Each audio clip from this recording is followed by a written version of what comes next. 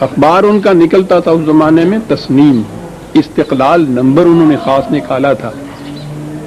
یہ اندازہ لگائیے وہ جو قرآن نے کہا تھا کہ صرف قرآن کی بات یا صرف خدائے واحد کی بات تم کرتے ہو تو دل میں ابال اٹھتا ہے ان کے.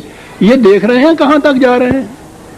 انہوں نے تو اتنا ہی کہا تھا کہ غلطی ان کی یہ ہے کہ یہ وہاں قرآن سے صرف لینا چاہتے ہیں. یہ کہہ رہے ہیں کہ جو یہ چیز مانتے ہیں صرف قرآن کو وہ کافر ہیں.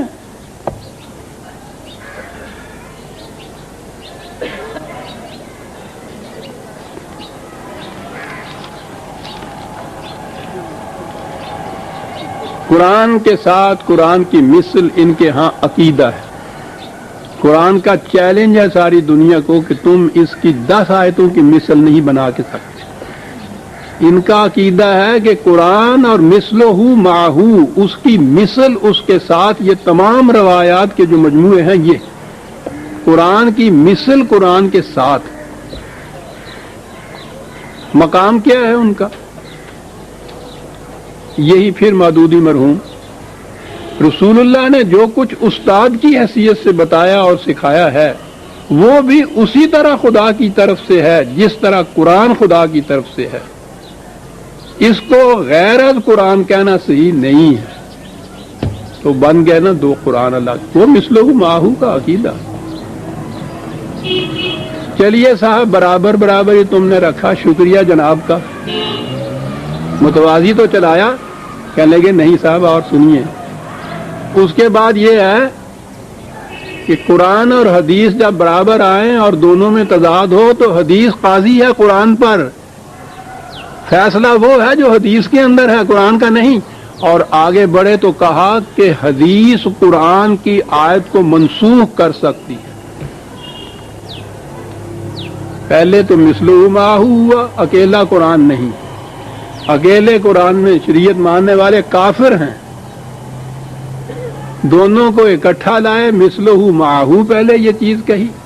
وحی کی 2 قسمیں بنائیں، ایک وحی قرآن کے اندر، ایک وحی ان چیزوں کے اندر. چلیے 2 برابر کی قسمیں صحیح نہیں. پھر یہ وحی جو ہے یہ روایات کے اندر یہ 6 ایرانی جامعین جو تھے حدیثوں کے، ان کا اکٹھا کیا ہوا یہ جو مواد ہے حدیثوں کی کتابوں میں، ان کی کیفیت یہ ہے کہ یہ قرآن پہ قاضی ہیں، قرآن کو منسوخ کر سکتے ہیں.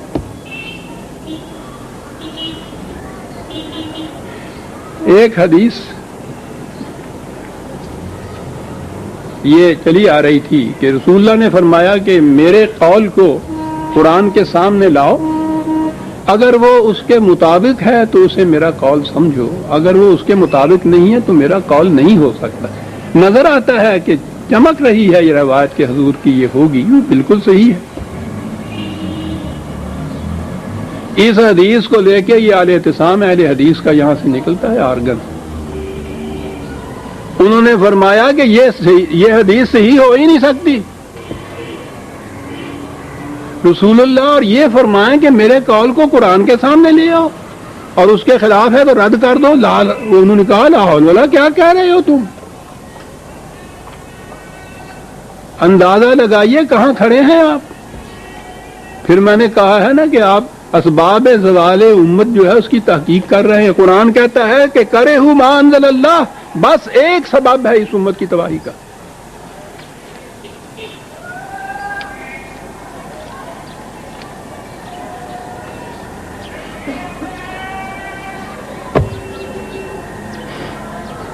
آگے بڑھیے. یہ تو انفرادی کوششیں تھیں. ہمارے ہاں آج کل اسلامی قوانین، اسلامی نظام، اسلامی مملکت بہت چرچا ہو رہا ہے. اسلامی قوانین بھی نافذ ہوئے. ان میں زکوٰۃ سے متعلق بھی ایک قانون ہے. حکومت کی طرف سے وہ قانون آرڈیننس کے ذریعے سے نافذ ہوا کہ اس طرح سے زکوٰۃ کاٹی جائے گی. ایک فرقہ نے، شیعہ حضرات نے اس کے خلاف احتجاج کیا کہ ہم نہیں اسے تسلیم کرتے. انہیں ایگزمپٹ کرنا پڑا، مستثنا قرار دے دیا کہ آپ لوگ اپنی فقہ کے مطابق جو عمل ہے آپ کر لیا کریں. یوں گئے نا. جب انہوں نے یہ بات کہی تو باقی فرقوں نے کہا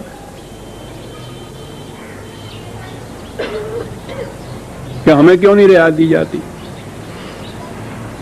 آئین میں تبدیلی کرنی پڑی اور کہنا پڑا کہ ہر فرقہ اپنی اپنی فقہ کے مطابق کر لے. چلیے جی، اب اس میں یہ چیز آئی کہ وہاں جو زکوٰۃ کاٹنے والی مشینری ہیں، ادارے ہیں، انہیں لکھ کے دے دیجئے کہ میں فلاں فقہ کا پابند ہوں، اس لیے مجھے اس آرڈیننس سے مستثنا قرار دیا جائے، میری زکوٰۃ نہ کاٹی جائے. تو یہ لکھ کے دینے سے وہاں سے وہ مستثنا قرار دے دیتے تھے، ایکسپٹ کر لیتے تھے. اس دور میں بھی ایسے لوگ بستے ہیں، ابھی معلوم نہیں ان کو ختم کیوں نہیں کیا گیا. اس سے پہلے انہوں نے لکھ دیا کہ میں فقہ قرآنی کا قائل ہوں، اس کی روح سے مجھ پر یہ آرڈیننس عائد نہیں ہوتا، مجھے مستثنا قرار دیا جائے. جواب دیا گیا کہ کیا کہہ رہے ہو، یہ کیا ہوتی ہے فقہ قرآنی؟ فقہ حنفی کا ہو، فقہ شافی کا ہو، فقہ مالکی کا ہو، فقہ حنبلی کا ہو، فقہ جعفری، فقہ قرآنی ہیں؟ اور مسترد کر دیا کہ یہ تسلیم نہیں کی جا سکتی. سنتے ہیں کرے ہو ما انزل اللہ. میں ان سے خط و کتاب کر رہا ہوں کہ لکھ کے بھیجیے، جواب نہیں دے رہے. جنہوں نے لکھ کے بھیجا تھا فقہ قرآنی، انہیں جواب دے دیا کہ یہ نہیں تسلیم کی جا سکتی.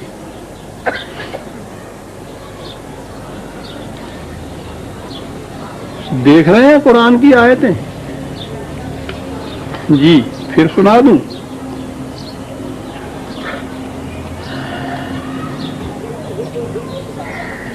وہی جو 45ویں آیت، 39/45، اذا ذکر اللہ وحدہ اشمئزت قلوب الذین لا یؤمنون بالآخرۃ واذا ذکر الذین من دونہ اذا هم یستبشرون. خدا کے سوا بات اور انسانوں کی کرو گے نا تو بہت خوش ہو جائیں گے. بات ہوئی نا، ہم مستثنا قرار دیتے ہیں صاحب. خدا کی فقہ تم کہتے لا کے ساتھ یہ کیسے تسلیم کی جائے؟ اسلام کے نام پہ مملکت کہہ رہے ہیں، قوانین کہا جا رہا ہے، نظام کہا جا رہا ہے. عملاً یہ بات یہ نہیں ہے کہ زبانی کلامی لوگوں سے کہا جا رہا ہے، لکھ کے بھیجا جا رہا ہے کہ ان فقہوں میں سے کسی فقہ کو مانو تو پھر تو مستثنا قرار دو گے. انہوں نے لکھ کے بھیجا کہ صاحب یہ تو فرقہ بندی ہے. کہا آئین کے اندر بھی تو ہم نے یہ لکھ دیا ہے کہ ہر فرقہ اپنی فقہ کے مطابق یہ کہے. انہوں نے لکھ کے بھیج دیا کہ صاحب فرقہ بندی تو قرآن کی روح سے شرک ہے. تو ہمیں مجبور کیا جا رہا ہے کہ ہم شرک کے مرتکب ہوں. کہا اس کی روح سے تو آپ کو کسی فرقہ کے ساتھ متمسک ہونا ہی پڑے گا. اس دور میں مسلمان ہو کر اور پھر توحید پرست ہونا، یہاں تو مسلمان رہ ہو سکتا ہے جو شرک کا مرتکب ہو. کسی نہ کسی فرقے کے ساتھ آپ کو متمسک ہونا پڑے گا. یہ چیزیں نظری نہیں میں کہہ رہا، یہ عملاً ہو رہا ہے جو میں عرض کر رہا ہوں. آپ میں وہ اب آپ بیٹھے ہوئے ہوں گے میرا خیال ہے جنہوں نے یہ لکھ کے بھیجا تھا اور ان کو جواب مل گیا. میرے پاس ہے ان کے جواب کہ قرآنی فقہ نہیں تسلیم کی جا سکتی. سن رہے ہیں آپ؟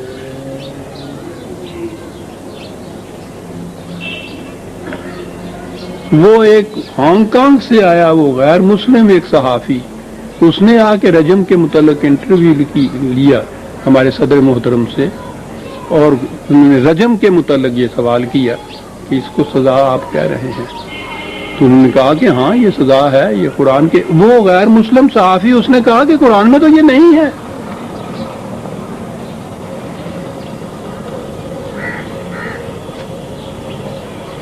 انہوں نے کہا کہ اس کے باوجود یہ شریعت کا حکم ہے. وہی میں نے ابھی عرض کیا تھا نا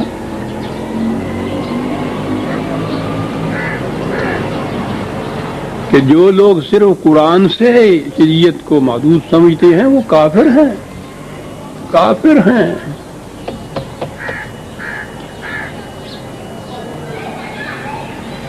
صرف قرآن کو کافی سمجھتے ہیں، تو گویا ایسا ہے جیسا یہ ان لوگوں کے اپنے ذہن کی کوئی افتراء ہے، خود تراشیدہ کوئی ان کا عقیدہ ہے، ایسا عقیدہ جو بالکل اسلام کے خلاف ہے۔ قرآن کو کافی سمجھتے ہیں یہ لوگ، یہی کہا ہے انہوں نے۔ حدودی مرحوم نے یہ کہا کہ یہ صرف قرآن سے قانون اخذ کرنا چاہتے ہیں، کہ گویا قرآن کو کافی سمجھتے ہیں۔ انہوں نے کہا جو ایسا سمجھتا ہے وہ مسلمان نہیں، وہ کافر ہے۔ اور اللہ تعالیٰ کہتا ہے اولم یکفہم انا انزلنا علیک الکتاب یتلی علیہم، کیا یہ لوگ اسے کافی نہیں سمجھتے جو ہم نے نازل کر دیا ہے؟ کہتا ہے ہم کافی نہیں سمجھتے۔ بیٹھے رہو لے کے اپنی کتاب کو۔ کہتا ہے کیا یہ لوگ اسے کافی نہیں سمجھتے؟ یہ آپ کے ہاں کے اس دور کے مجدد اور محدث اور مفسر ہیں عزیزان من، اسلام آپ کو دینے کے لیے آئے ہیں، اسلامی قوانین بنتے ہیں۔ کہتے ہیں کہ یہ کہنے والا کہ قرآن کافی ہے کافر ہے۔ قرآن یہ اللہ تعالیٰ یہ کہتا ہے کہ کیا یہ ان کے لیے کافی نہیں ہے کہ ہم نے قرآن نازل کر دیا؟ کہتے ہیں کافی نہیں، قرآن کے ساتھ انسانوں کو ملانا پڑے گا، اور ملانا اس طرح سے پڑے گا کہ قرآن تو پھر تلاوت کے لیے رہ جائے گا، احکام سارے ان کے ہوں گے، قرآن کے خلاف احکام سارے جو نازل ہو رہے ہیں۔ میں نے انہوں نے پوچھا شریعت، وفاقی شریعت کو میں نے لکھا کہ آپ کے ہاں یہ اصول بنایا ہے کہ کتاب اور سنت کے مطابق جو قانون ہوگا وہ اسلامی ہوگا، جو اس کے خلاف ہوگا وہ اسلامی نہیں ہوگا۔ میں نے کہا یہ بتائیے کہ اگر ایک قانون قرآن کے خلاف ہو اور سنت کے مطابق ہو، اس کو غور سے سنیے جو میں کہہ رہا ہوں، شرط یہ ہے کہ قرآن اور سنت دونوں کے مطابق ہو تو اسلامی ہوگا، خلاف ہو تو اسلامی نہیں ہوگا۔ میں نے کہا اگر ایک قانون قرآن کے خلاف ہے اور سنت کے مطابق ہے، اس کی پوزیشن کیا ہوگی؟ اسلامی ہوگا یا غیر اسلامی ہوگا؟ آج مثلاً میں نے کہا مثلاً وصیت کا قانون قرآن کریم میں بالتصریح یہ لکھا ہے کتب علیکم اور حقا علی المتقین، پورے مال کی وصیت کر سکتا ہے جس کے حق میں چاہے کر سکتا ہے۔ قرآن یہ کہہ رہا ہے، حتیٰ کہ جب اس نے وراثت کے احکام دیے، تقسیم کیا وراثت کی روح سے، ہر ترکے کے حکم کے ساتھ کہا من بعد الوصیت، وصیت پوری کرنے کے بعد اگر کچھ بچتا ہے تو اس پہ یہ حکم لاگو ہوگا۔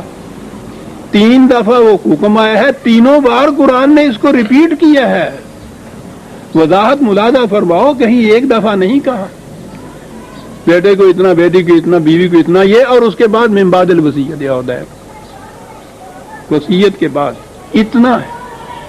وصیت کیسے لکھی جائے گی، کیسی لکھائی جائے گی، پوری ایک لمبی چوڑی آیت اس کے متعلق، اتنا واضح اور اہم حکم۔ آپ کے ہاں کی فقہ کا مسئلہ جسے وہ کہتے ہیں کہ ایک حدیث میں مبنی ہے کہ نہیں صاحب، وصیت صرف 1/3 میں کی جا سکتی ہے، اور وہ بھی وارثوں میں سے کسی کے حق میں نہیں کی جا سکتی۔ میں نے کہا یہ گلیئرنگ ایسی واضح مثال ہے کہ قرآن کے خلاف، اور آپ کہتے ہیں کہ یہ ایک روایت کے مطابق ہے، یہ فقہ کا آپ کے ہاں لا یہی ہے، اس کے